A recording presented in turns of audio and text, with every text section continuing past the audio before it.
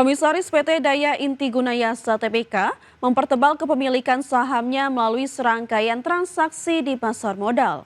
Aksi beli ini dilakukan di tengah agresivitas perseroan yang baru saja meresmikan toko ke-1.200 di wilayah Sumbawa, Nusa Tenggara Barat.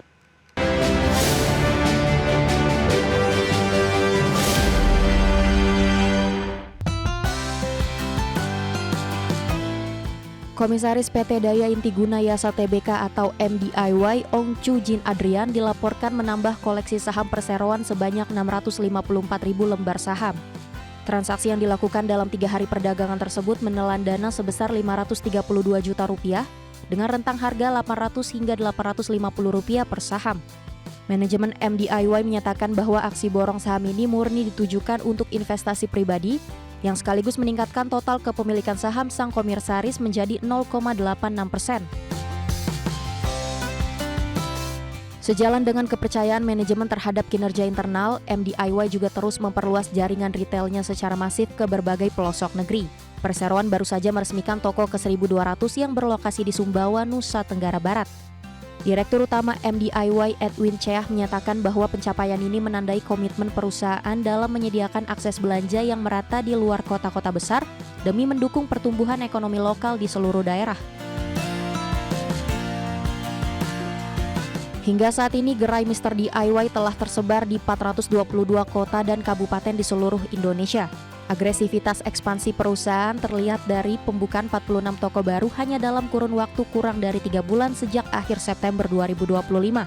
Adapun dengan strategi harga terbaik dan distribusi yang semakin luas, MDIY optimis dapat terus memperkuat ekosistem retail nasional serta mempertahankan dominasinya di pasar perlengkapan rumah tangga tanah air. Berbagai sumber IDX Channel.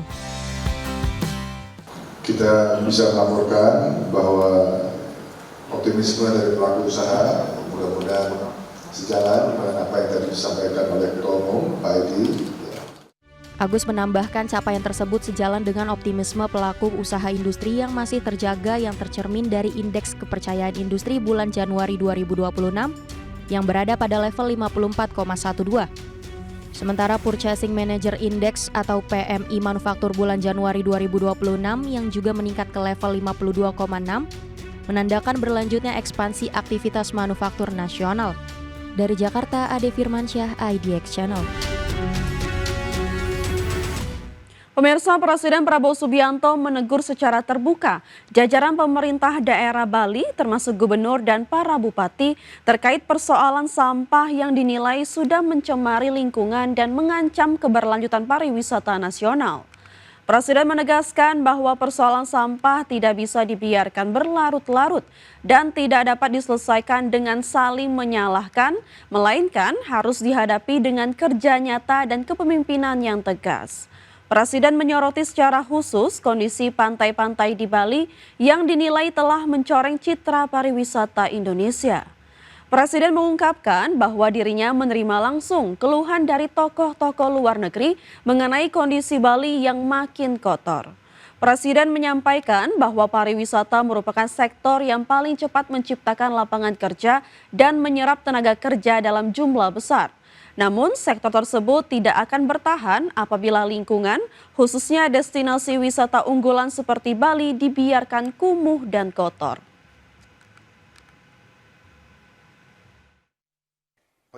Penyelesaian masalah sampah, kita perlu kerjasama antara pemerintah pusat dan pemerintah daerah, tapi kita tidak boleh menunggu. Karena itu, bila perlu, demi kepentingan rakyat, pemerintah pusat yang akan memimpin. Dia ngomong ke saya, dia bilang, Your Excellency, I just came from Bali. Oh, Bali so dirty now. Bali not nice. Wah, tapi saya terima itu sebagai koreksi. Ya. Ini kita harus atasi bersama. Ini maaf ya, gubernur bupati-bupati dari Bali ini real loh. Bali bulan Desember 2025. Ini pantai Bali Badan Pusat Statistik mencatat jumlah wisatawan mancanegara yang berkunjung ke Indonesia di sepanjang tahun 2025 menembus lebih dari 15 juta orang.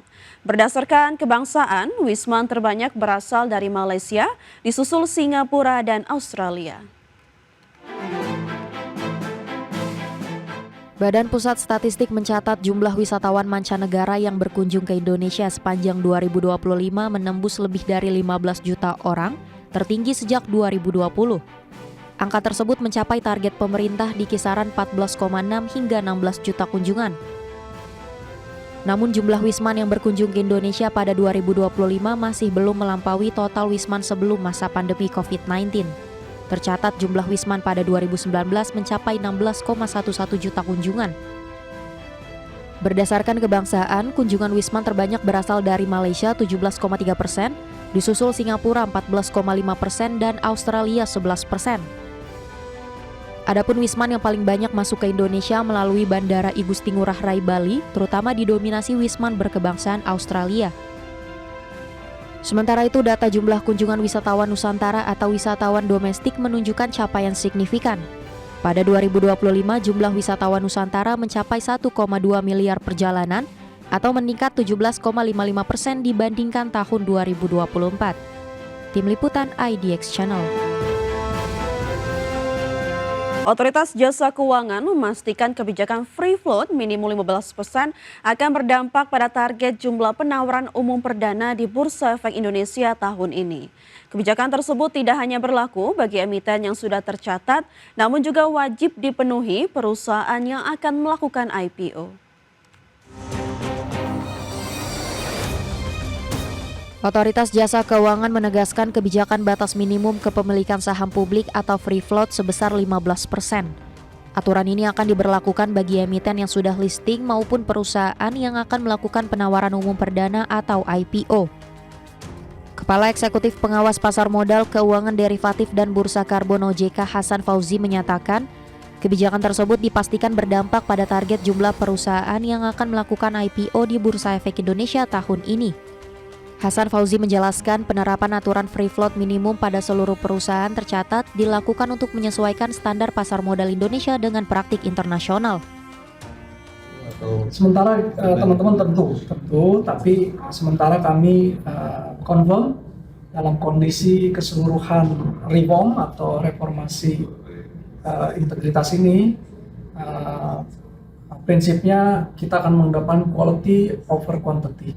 Kita akan lebih fokus untuk menghadirkan kualitas dari seluruh perusahaan tercatat kita, sekalipun di jangka pendek mungkin kita akan menghadapi kondisi di mana peningkatan kuantitasnya menjadi lebih terbatas. Pada tahun ini, Bursa Efek Indonesia telah menargetkan sebanyak 50 perusahaan yang melakukan IPO. Sedangkan pada tahun 2025 telah terdapat 26 perusahaan yang melakukan IPO dengan total dana yang terhimpun mencapai 1,1 miliar rupiah. Jakarta, Riki Anwar di IDX Channel. Sementara itu pemirsa, Ketua Umum Asosiasi Emiten Indonesia Arman Wahyudi Hartono mendukung penuh kebijakan free float minimum 15%. AEI akan bekerjasama dengan SRO dan para emiten untuk bisa membangun pasar modal Indonesia.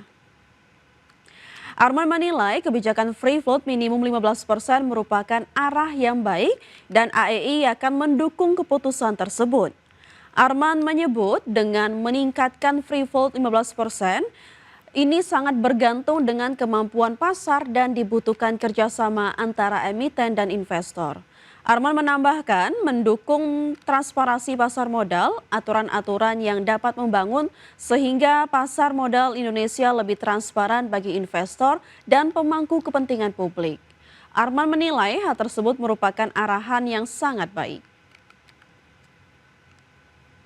Terima kasih Pak, kita dari Asosiasi Emiten Indonesia mendukung penuh arahan-arahan dari peraturan untuk membuat jumlah saham yang floating menjadi lebih besar, tentu arah yang baik.